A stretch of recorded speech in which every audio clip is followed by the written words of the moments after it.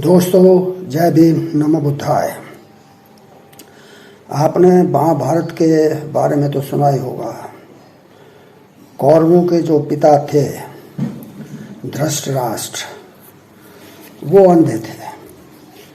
इसलिए उनकी पत्नी गांधारी ने भी अपनी आंखों पर पट्टी बांध ली, क्योंकि अगर पति अंधा है तो मैं कैसे देखूं। और कौरवों के बारे में तो आपको पता ही है कि कौरव कैसे उदंडी थे, किसी का मान सम्मान करना नहीं जानते थे, हमेशा उधम मचाते रहते थे। और धृतराष्ट्र क्योंकि अंधा था, इसलिए उसे कुछ पता नहीं चलता था। लेकिन वो अंधा था तो सही बात है, लेकिन कानों से तो वो बहरा नहीं था। गांधारी भी कानों से बहरी नहीं थी। लेकिन हमारे आज के इस युग के जो धृतराष्ट्र हैं, उनको ना तो दिखाई देता है और ना सुनाई देता है। उनके निकटतम सहयोगी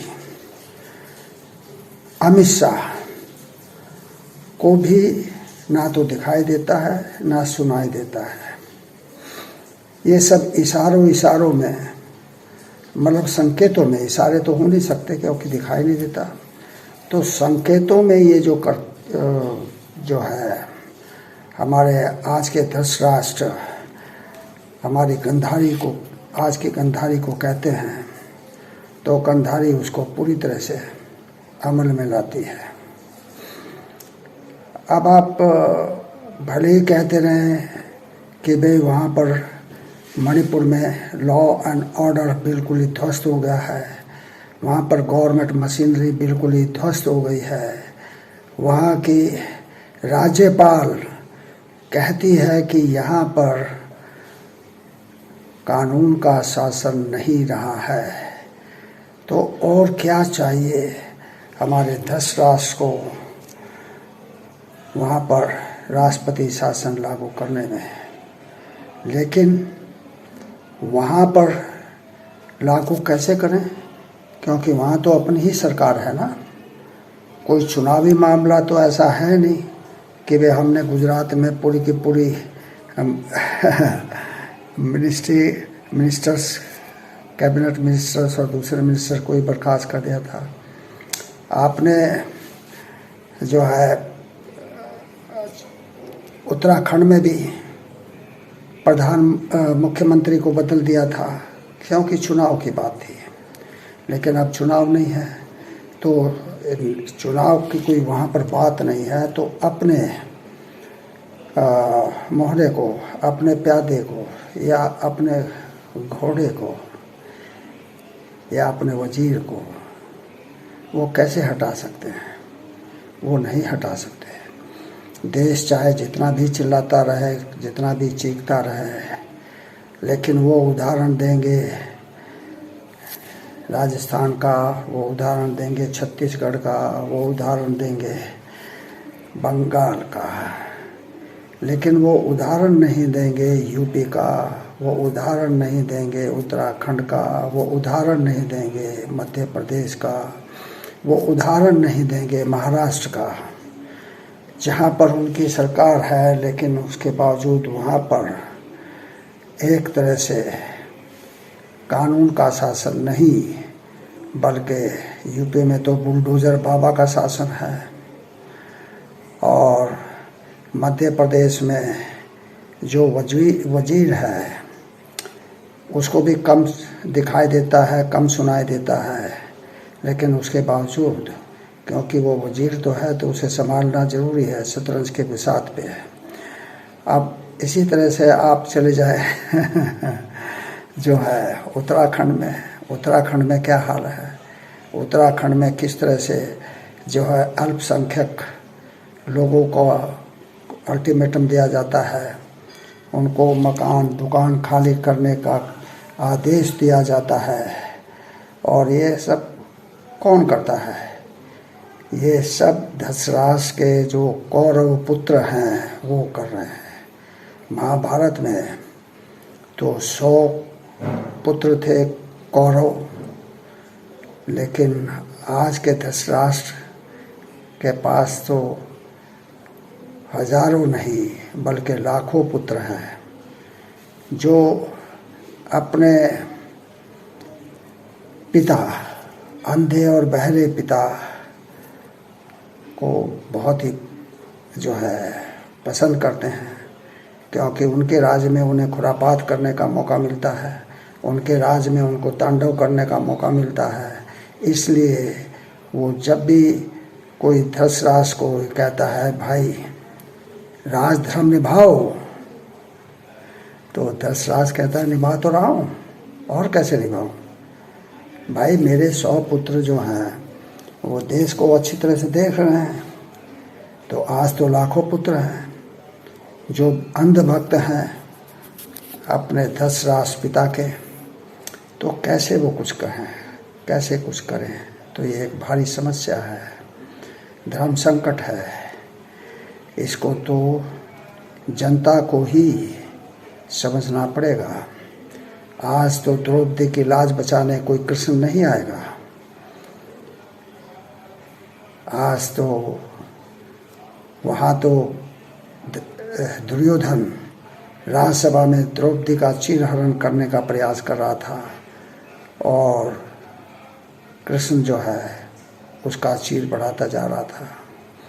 लेकिन यहाँ तो मणिपुर में एकदम सबके सामने नंगा कर दिया गया है, और उनको जो है हाँका जाता है बैलों की तरह, उनके साथ रेप किया जाता है। महाभारत में जो दुर्योधन है उसने रेप तो नहीं किया था, लेकिन आज तो रेप भी हो रहा है। और इसके अलावा आप देखिए कि सब कुछ ध्वस्त होते हुए वहाँ पर गवर्नमेंट मशीनरी पूरी तरह से ध्वस्त है। जो हमारा कॉन्स्टिट्यूशन है उसका वहाँ पर कोई मतलब नहीं रह गया है। फिर भी हमारे अंधे धृतराष्ट्र जो है, क्योंकि उन्हें ना दिखाई देता है ना सुनाई देता है, इसलिए अब ये चीज़ तो किसकी जिम्मेदारी है कि वो धृतराष्ट्र की आंखें खोले, वो द्रौपदी की आंखें खोले, गांधारी की आंखें खोले। तो ये तो हम सबको ही करना पड़ेगा। अब हम कौरवों की सभा में सभापति नहीं है, वहाँ तो एक जो है ऐसा व्यक्ति भी था जिसको वो पितामह कहते थे, लेकिन उसकी भी आंखें लजा रही थी, क्योंकि उसका कहना था कि मुंह खाए तो आंख लजाए। तो यहाँ पर क्या हो रहा है, यहाँ ये क्या खा रहे हैं जिससे ये लज्जित हो रहे हैं। इसमें सारा देश लज्जित हो रहा है, लेकिन हमारे प्रधान सेवक, हमारे धृतराष्ट्र, वो लज्जित नहीं हो रहे हैं। वो कह रहे हैं कि पूरा राष्ट्र लज्जित है। वो तो सिर्फ इतना कह रहे हैं कि मुझे क्रोध है, और क्रोध जो होता है तो उसमें सही गलत का ध्यान नहीं रहता है। तो वो जो है क्या कहें, कुछ नहीं कह सकते। अब तो प्रजा को ही उठना पड़ेगा, प्रजा को ही इन कौरवों को परास्त करना पड़ेगा जो अंधभक्त है अपने पिता धृतराष्ट्र के। तो दोस्तों, समय है, समय चूक गया तो पछताने के अलावा कुछ नहीं रहेगा। आप भी पछताएंगे, आपकी आने वाली संतानें भी पछताएंगी, लेकिन आप गुलामी की ज़िंदगी जीने के लिए विवश होंगे, कुछ नहीं कर सकेंगे। अब कम से कम संविधान तो है, संविधान को बचाइए, क्योंकि संविधान ही आपका रक्षक है और कोई आपकी रक्षा नहीं कर सकता है। ये जितने भी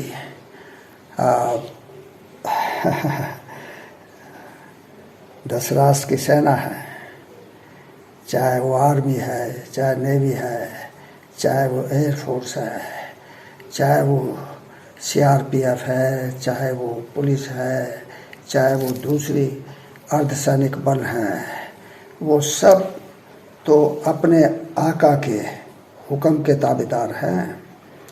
आका जब तक उन्हें कुछ नहीं कहेगा तब तक वो कुछ नहीं कर सकते।